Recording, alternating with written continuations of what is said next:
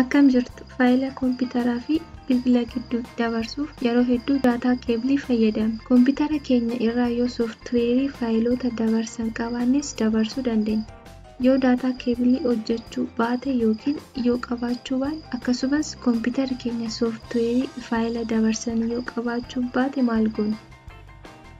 Garuummoo faayila dabarsuu dirqama ta'e yoo isin yaaddeesse salphaadha, sirriitti na hordofaa. Jalqaba bilbila keenya irraa Play Store banne appilikeeshinii Wi-Fi FPT Server jedhu buufanna. Saayizii xiqqoo waan ta'eef dafee bu'a.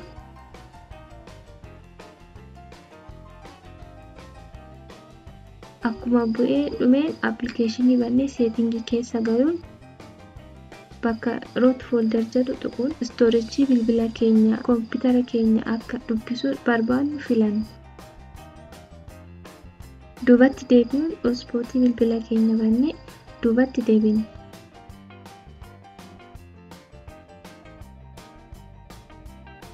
Akkuma Wi-Fi status enable godheen start jenna.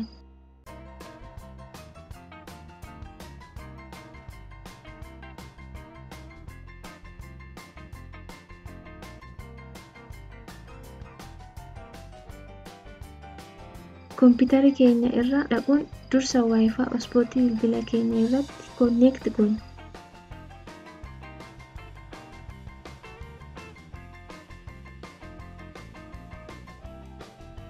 Achi my computer yookiin this PC irra galuun bakka duwwaatti right click tuquun add network location filanna.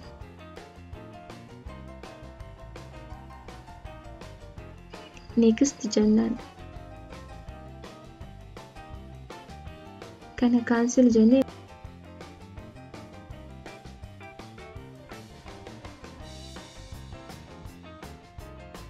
next jenna.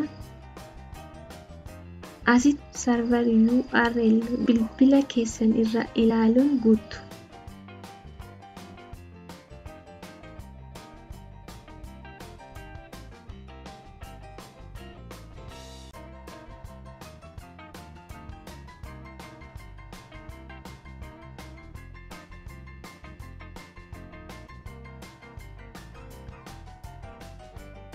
Next.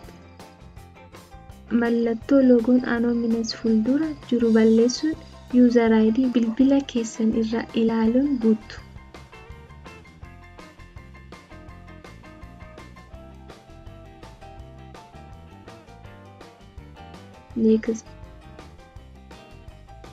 Next.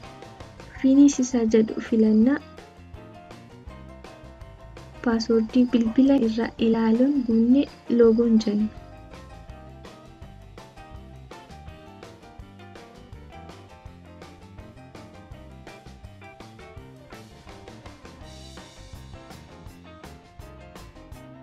Bilbila keenya amma nuuf banee jira. Akkuma argitan dursa refresh goona. Folderiin kun bilbila keessan bakka bu'a.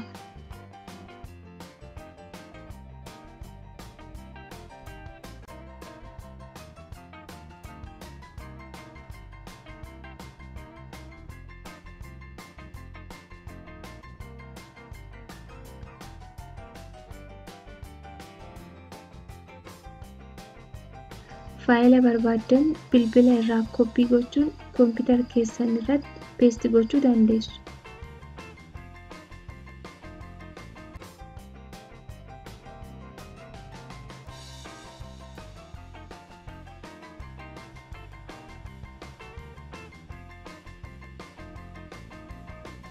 Akkasumas kompiitara keessan irraa koppii gochuun bilbila keessan irraa paste gochuu dandeessu.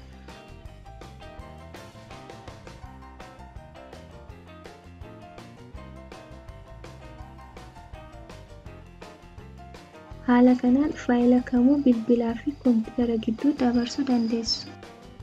Viidiyoon kun yoo isinitti tole like godhaa, akkasumas share gochuun namoota biraa nuuf ga'a.